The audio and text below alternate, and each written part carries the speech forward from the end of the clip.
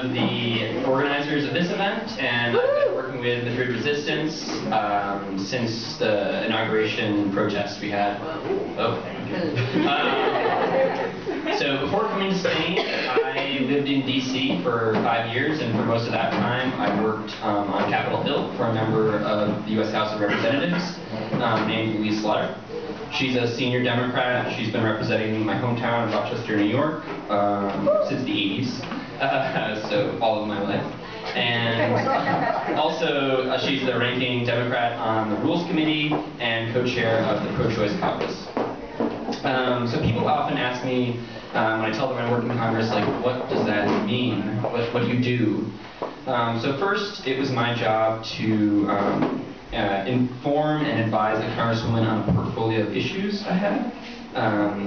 And this mainly involved reading the news, reading reports, meeting with people, and kind of synthesizing that information into memos or just in meetings with the Congresswoman and my chief of staff and my coworkers also. So in addition to those legislative responsibilities, for most of my time I was involved and really running the constituent mail program we had. So that meant like sorting all of the incoming emails we had, all the letters, sometimes we had faxes, and coordinating interns and staffers to respond to those concerns with letters of our own. I also wrote a lot of those letters myself. I would also, in addition to those responsibilities, would write a report for the Congresswoman, kind of tallying up what people were writing about and what people were contacting her about, and also including some sample letters for her to look at. So anyways, I know firsthand what happens to your call or your email after it gets to Congress, and how important writing your senators and representatives is. And it can really make a difference whether you're represented by the most liberal Democrat or the most conservative Republican. It matters. It's really crucially important you make your voice heard. It doesn't matter if you agree or disagree with whoever it is you're calling.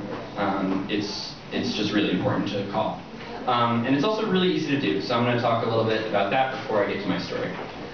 So here are my few tips about calling specifically, which I know people can be kind of wary about. People don't really make calls anymore. I certainly don't.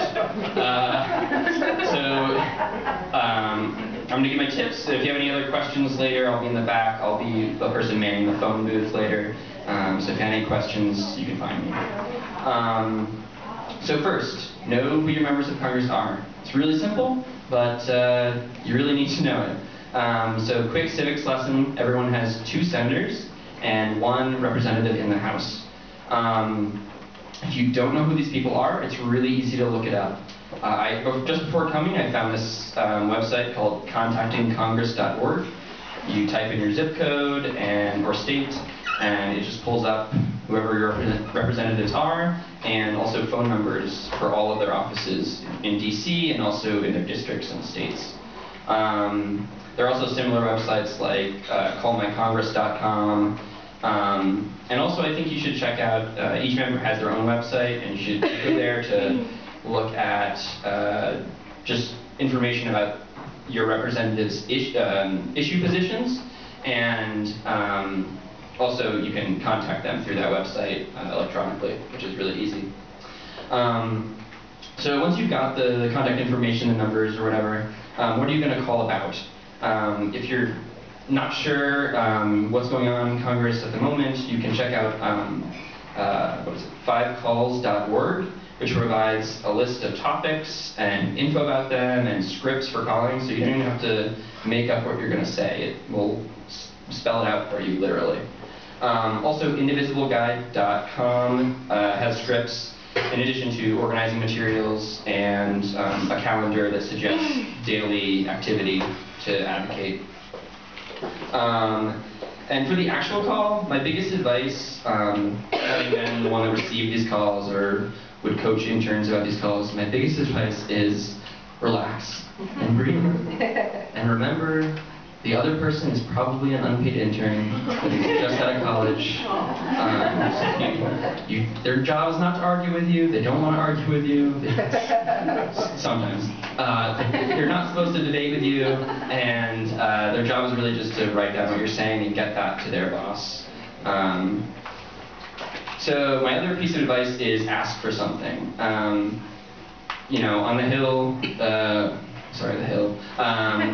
called it an ask. In a meeting, it's really important to come in and ask for something specific. You know, I really like space travel, but I can't just call my member of Congress and say, like, hey, I like space travel. Do something about that. Because they're going to forget. They're not going to remember that unless they can do something about it right then. So I really urge you to try to find something to ask for, whether it's a certain vote, or signing a letter, or just getting them to, you know, stand up publicly and oppose something. It's really important you ask for something specific that they can do right then, because they're gonna forget when they can do something about it later. And finally, at some point during the call, usually the beginning or the end, make sure you give your name and address. For us, like wherever you're registered. And an email address too, if you're comfortable with that, because this makes you not just some anonymous caller. They realize that you're in their district, and so you can ask for the representative's position on something, even if the intern doesn't know. They can send you a letter or an email, kind of telling how they think about the issue, if they have a position.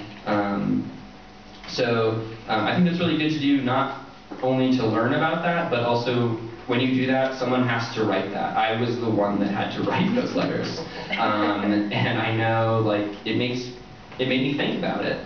And it's going to make whatever person that is in the office think about something. Someone has to approve it too, or edit it.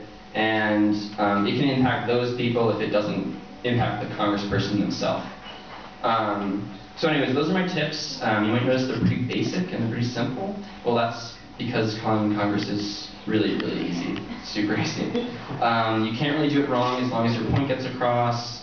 You don't need to have all this information going in. You just have to have a position on something.